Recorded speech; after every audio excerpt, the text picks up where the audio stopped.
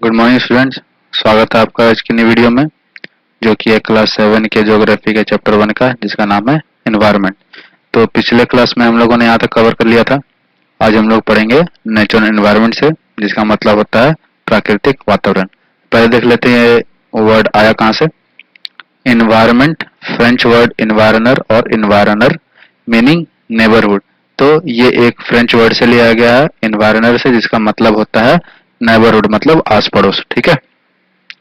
Land, water, air, plants and animals comprise the natural environment. तो हमारे जमीन, पानी, हवा, पेड़ पौधे और जानवर, तो ये सब मिलके जो है नेचुरल एनवायरनमेंट बनाते हैं। ठीक है।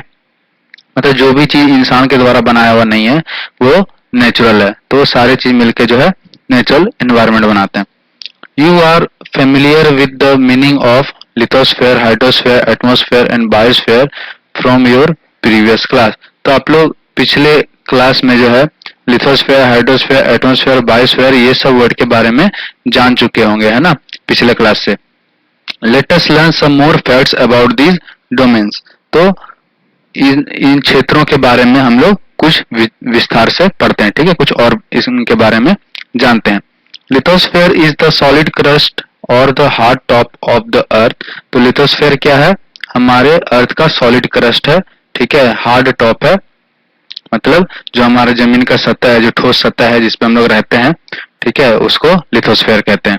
It is made up of rocks and minerals and covered by a thin layer of soil.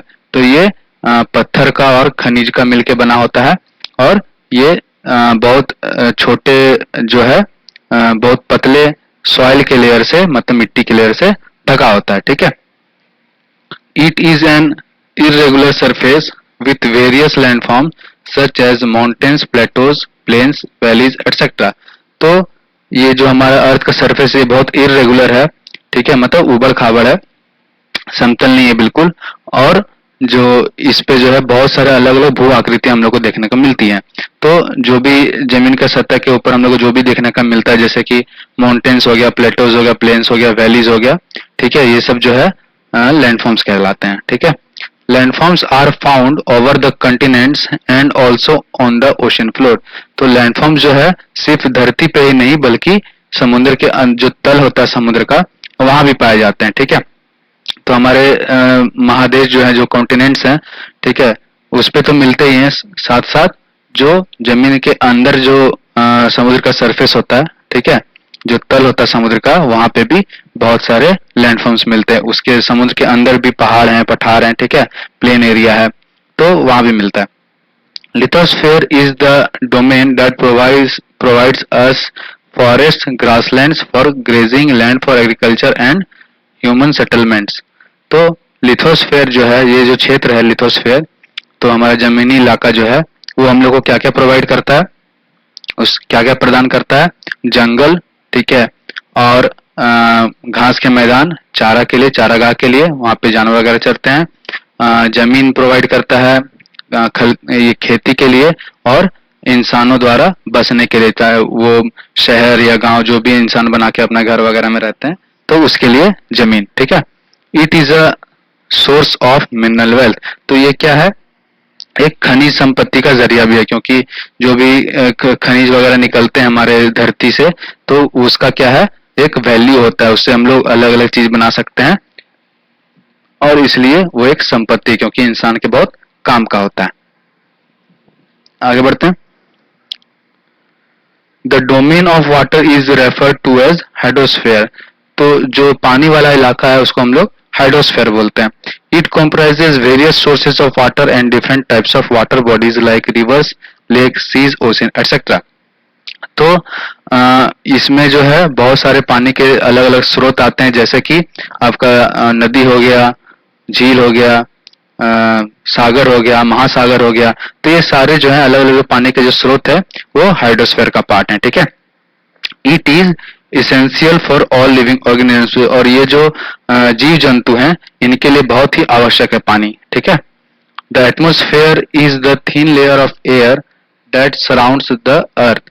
और एटमोस्फेयर क्या है?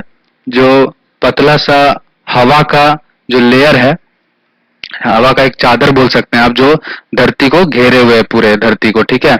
The gravitational force of the earth holds the atmosphere around it. तो जो धरती का जो ग्रेविटेशनल पुल है, ठीक है, ग्रेविटी है, वो क्या करता है, इसको जो है अपने आसपास होल्ड करके रखता है, ठीक है। इसको बाहर नहीं आना था, स्पेस में नहीं आने देता, तो वो ग्रेविटी जो है इसको अपने पास रखता है होल्ड करके, ठीक है। It protects us from the harmful rays and scorching heat of the sun.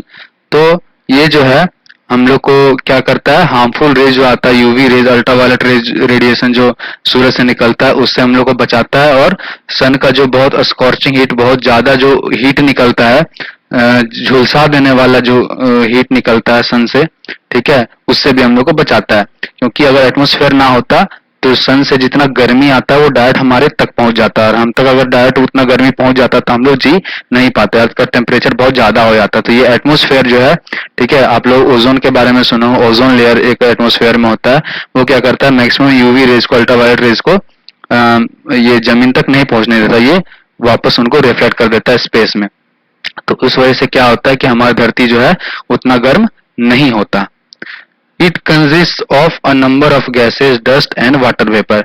तो इसके अंदर क्या क्या आता है, जो हवा, जो एटमोस्फेयर है, इसके अंदर गैसेज आते हैं, ठीक है, और डस्ट आते, धूल का पार्टिकल आता है, ठीक है, धूल वगैरह, और वाटर वेपर, ठीक है।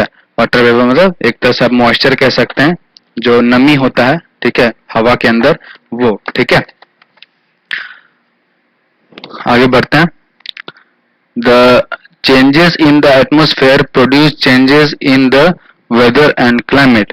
तो जो the changes in the atmosphere produce changes in the weather and climate। तो अगर एटमोस्फेयर में जो भी बदलाव आता है उसकी वजह से क्या होता है, हमारा जो मौसम है और जलवायु है उसमें भी बदलाव आता है। अब वेदर और क्लाइमेट ये दो टर्म है। अब ये क्या होता है, तो वेदर मतलब होता है किसी भी जगह का जो वहाँ का मौसम है वो छोटे स्केल पे, ठीक है, वो मौसम चेंज हो सकता है। जैसे कभी मतलब दिन में धूप है तो कल बारिश हो गया, तो उसको क्या बोलेंगे हम लोग, मौसम बदल गया। लेकिन क्लाइमेट जो होता है वो लॉन्ग टर्म के लिए होता है, किसी जगह का बहुत साल में जो वहाँ का एवरेज जो सबसे ज्यादा वेदर रहता है उसके हिसाब से हम लोग वहाँ का क्लाइमेट डिसाइड करते हैं। जैसे कि जो इक्वेटर के आसपास इक्वेटोरियल रीजन होता है वहां पे बहुत ज्यादा बारिश होता है, लगभग सालों भर बारिश होता है, तो हम लोग उसको इक्वेटोरियल टाइप ऑफ क्लाइमेट बोलते हैं, है ना। और इसी तरह जो है हम लोग का जो इंडिया है उसको मानसून टाइप ऑफ क्लाइमेट बोलते हैं, क्योंकि यहाँ पे जो बारिश जो है वो मानसून के टाइम पे आता है और वो अच्छे समय तक रहता है, ठीक है। तो किसी का क्लाइमेट जो है वो वहां का मैक्सिमम टाइम जो क्या वेदर रहता है उसके हिसाब से डिसाइड किया जाता है।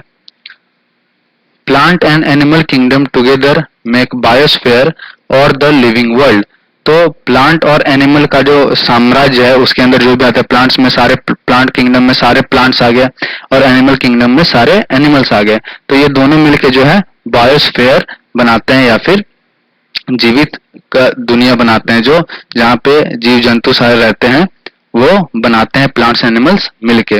It is a narrow zone of the earth where land, water and air interact with each other to support life. तो ये क्या है, एक नैरो जोन है।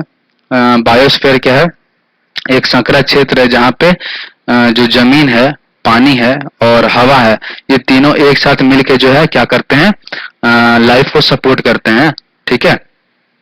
तो यहाँ तक आ गया समझ में बढ़िया से। तो इसके नेक्स्ट क्लास में हम लोग व्हाट इज इकोसिस्टम से पढ़ेंगे, क्योंकि ये थोड़ा लंबा टॉपिक है, इसको हम लोग बढ़िया से कवर करेंगे अगले क्लास में। तब तक आप लोग यहाँ तक रिवाइज कीजिए। तो मिलते हैं अगले क्लास में। ये सब जो है ये सब एक्टिविटी है, इसलिए आप लोग को नहीं पढ़ा है, ठीक है। मिलते हैं अगले क्लास में, तब तक के लिए आप लोग यहाँ तक रिवाइज कीजिए। Thank you.